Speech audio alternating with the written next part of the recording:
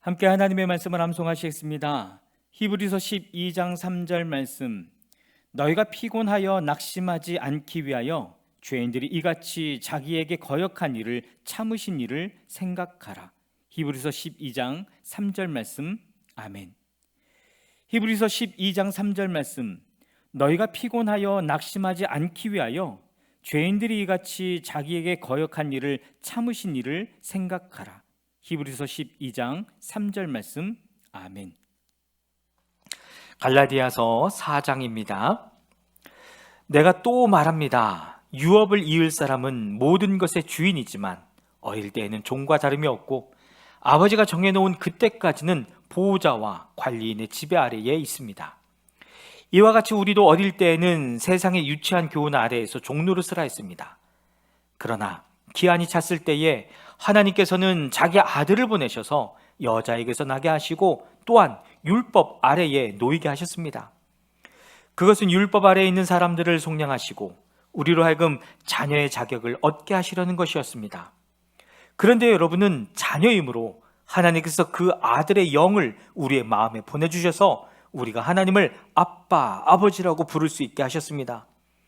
그러므로 여러분 각 사람은 이제 종이 아니라 자녀입니다. 자녀이면 하나님께서 세워주신 상속자이기도 합니다. 그런데 전에는 여러분이 하나님을 알지 못해서 본게 하나님이 아닌 것들에게 종노릇을 하였지만 지금은 여러분이 하나님을 알 뿐만 아니라 하나님께서 여러분을 알아주셨습니다. 그런데 어찌하여 그 무력하고 천하고 유치한 교훈으로 되돌아가서 또다시 그것들에게 종노릇하려고 합니까? 여러분이 날과 달과 계절과 해를 지키고 있으니 내가 여러분을 위하여 수고한 것이 헛될까 염려됩니다. 형제자매 여러분, 내가 여러분과 같이 되었으니 여러분도 나와 같이 되기를 바랍니다. 여러분이 내게 해를 입힌 일은 없습니다. 그리고 여러분이 아시는 바와 같이 내가 여러분에게 처음으로 복음을 전하게 된 것은 내 육체가 병든 것이 그 계기가 되었습니다. 그리고 내 몸에는 여러분에게 시험이 될 만한 것이 있는데도 여러분은 나를 멸시하지도 않고 외면하지도 않았습니다.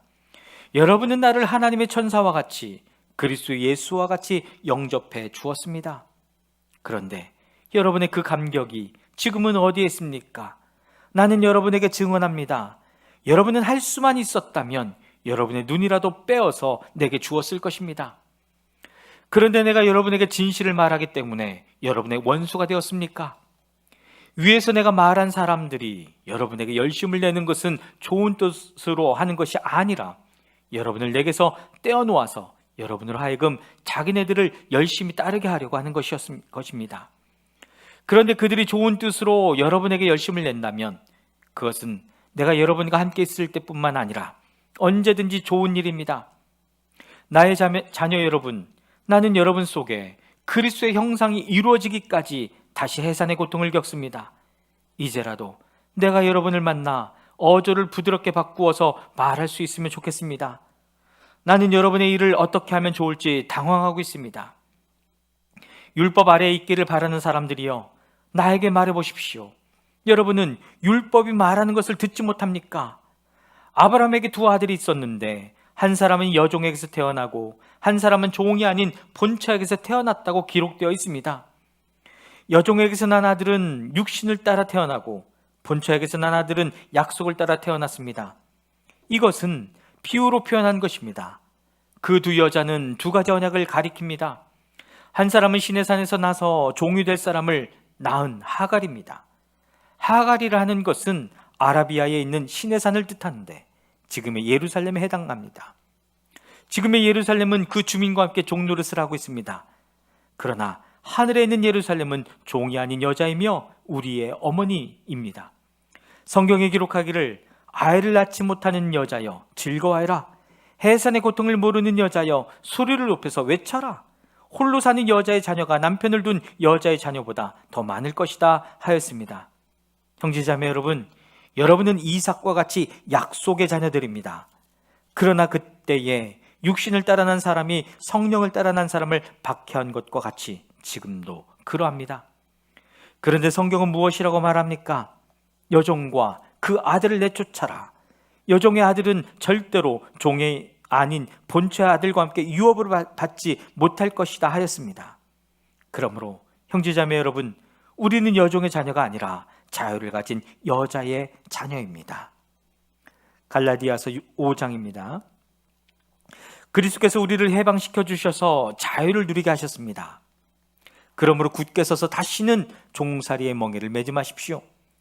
나 바울이 여러분에게 말합니다. 여러분이 할례를 받으면 그리스도는 여러분에게 아무런 유익이 없습니다. 내가 할례를 받는 모든 사람에게 다시 증언합니다. 그런 사람은 율법 전체를 이행해야 할 의무를 지닙니다. 율법으로 의롭게 되려고 하는 사람은 그리스도에게서 끊어지고 은혜에서 떨어져 나간 사람입니다. 그러나 우리는 성령을 힘입어서 믿음으로 의롭다고 하심을 받을 소망을 간절히 기다리고 있습니다. 그리스도 예수 안에서는 할례를 받거나 안 받는 것이 문제가 되는 것이 아닙니다. 가장 중요한 것은 믿음이 사랑을 통하여 일하는 것입니다. 여러분은 지금까지 잘 달려왔습니다. 그런데 누가 여러분을 가로막아서 진리를 따르지 못하게 했습니까? 그런 꾀임은 여러분을 부르신 분에게서 나온 것이 아닙니다. 적은 누룩이 반죽 전체를 부풀게 합니다. 나는 여러분이 다른 생각을 조금도 품지 않으리라는 것을 주님 안에서 확신합니다. 그러나 여러분을 교란시키는 사람은 누구든지 심판을 받을 것입니다.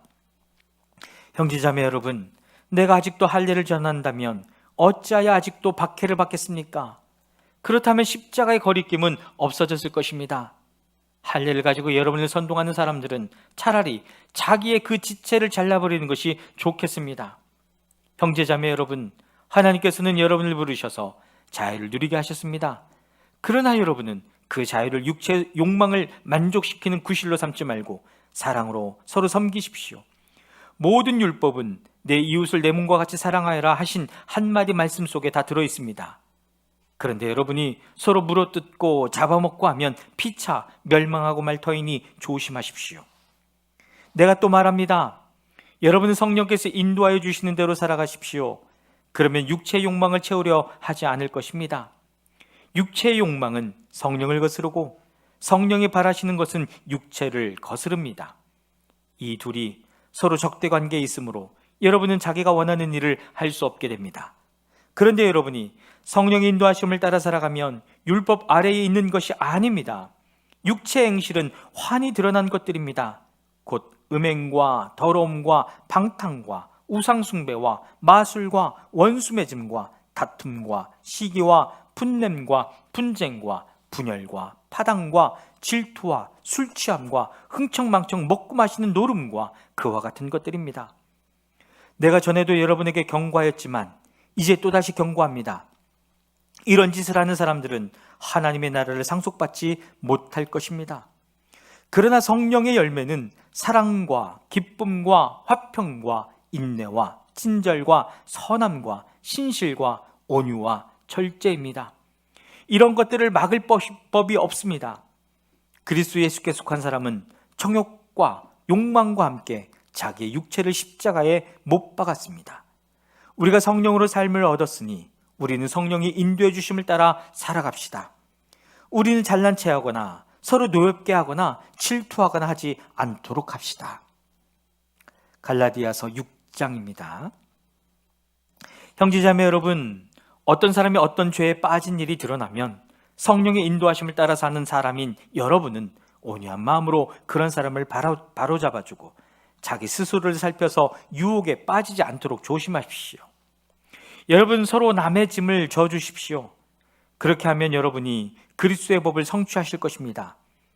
어떤 사람이 아무것도 아니면서 무엇이 된 것처럼 생각하면 그는 자기를 속이는 것입니다. 각 사람은 자기를 살펴보십시오. 그러면 자기에게는 자랑거리가 있더라도 남에게까지 자랑할 것은 없을 것입니다. 사람은 각각 자기 몫의 짐을 져야 합니다. 말씀을 배우는 사람은 가르치는 사람과 모든 좋은 것을 함께 나누어야 합니다. 자기를 속이지 마십시오. 하나님은 조롱을 받으실 분이 아니십니다. 사람은 무엇을 심든지 심은 대로 거둘 것입니다. 자기 육체에다 심는 사람은 육체에서 썩을 것을 거두고 성령에다 심는 사람은 성령에게서 영생을 거둘 것입니다. 선한 일을 하다가 낙심하지 맙시다. 지쳐서 넘어지지 아니하면 때가 이를 때에 거두게 될 것입니다. 그러므로 기회가 있는 동안에 모든 사람에게 선한 일을 합시다. 특히 믿음의 식구들에게는 더욱 그렇게 합시다. 보십시오. 내가 여러분에게 직접 이렇게 큰 글자로 적습니다. 육체의 겉모양을 꾸미기를 좋아하는 사람은 여러분에게 할례를 받으라고 강요합니다. 그것은 그들이 그리스도의 십자가 때문에 받는 박해를 면하고자 하는 것입니다. 할례를 받는 사람들 스스로도 율법을 지키지 않으면서 여러분에게 할례를 받게 하려는 것은 여러분의 육체를 이용하여 자랑하려는 것입니다. 그런데 내게는 우리 주 예수 그리스도의 십자가 밖에는 자랑할 것이 아무것도 없습니다. 그리스도로 말미암아 내 쪽에서 보면 세상이 죽었고 세상 쪽에서 보면 내가 죽었습니다. 할례를 받거나 안 받는 것이 중요한 것이 아니라 새롭게 창조되는 것이 중요합니다. 이 표준을 따라 사는 사람들에게와 하나님의 백성 이스라엘에게 평화와 자비가 있기를 빕니다.